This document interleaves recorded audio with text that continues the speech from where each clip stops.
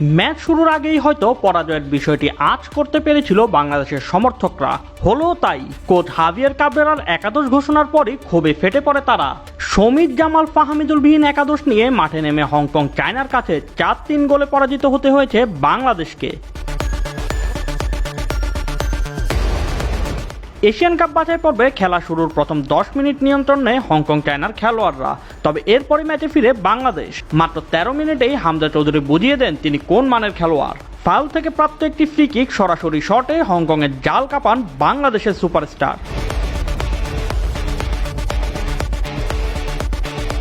হামজার গোলের পরের মিনিটে অবশ্য গোলমুখে শট নিয়েছিল হংকংও। তবে দুর্দান্ত ফিস্টে বাংলাদেশের গোলরক্ষক মিতুল মার্মা তা ঠেকিয়ে দেন। 41তম মিনিটে হংকং জালে বল জড়ালেও তা অফসাইডে বাতিল হয়। এরপর 2 দফা হংকং দূরপাল্লা শট নিলেও তা বাংলাদেশের জন্য বিপদ হয়নি। তবে প্রথমার্ধ শেষ হবার ঠিক আগ মুহূর্তে সমতায় ফিরে সফরকারীরা। একটি কর্নার থেকে আগত বলে কয়েক দফা হেডের পর এভারটন বল জালে জড়ালে সমতায় বিরতিতে যায় 2 দল। দ্বিতীয়ার্ধের শুরুতেই বাংলাদেশের সেই চিরচেনা রূপ। একটি ভুল ব্যাক পাসের সুযোগ নিয়ে গোল করে হংকংকে এগিয়ে দেন বদলি নামা রাফায়েল। পিছিয়ে পড়ে সুবুদ্ধির উদয় হয় বাংলাদেশের কোচের।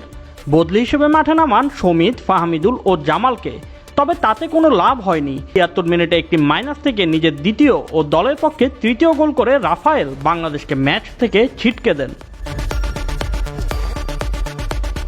83 মিনিটে বাংলাদেশ ব্যবধান কমায়। জামালের একটি ফ্রি কিক থেকে ফাহমিদুলের নেয়া শট হংকং গোলরক্ষকের হাত ফসকে বেরিয়ে গেলে তা সহজেই জালে ঠেলে দেন মুরসালিন। এরপর অতিরিক্ত যোগ করার সময়ে বাংলাদেশকে সমতায় ফেরান সমিত সোম।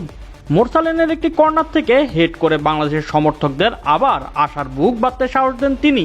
কিন্তু ভাগ্য বিধাতা যে বাংলাদেশের কপালে সবসময় দুঃখ লেখে রাখেন। তাই ঠিক অন্তিম মুহূর্তে হংকংয়ের পক্ষে রাফায়েল গোল করে নিজের হ্যাট্রিক পূরণের পাশাপাশি বাংলাদেশের স্বপ্ন ধুলোয় মিশিয়ে দেন। এতে 4-3 গোলে পরাজয় বরণ করতে হয় হামজা শমিতদের। Shoaib Shams, BD sports time.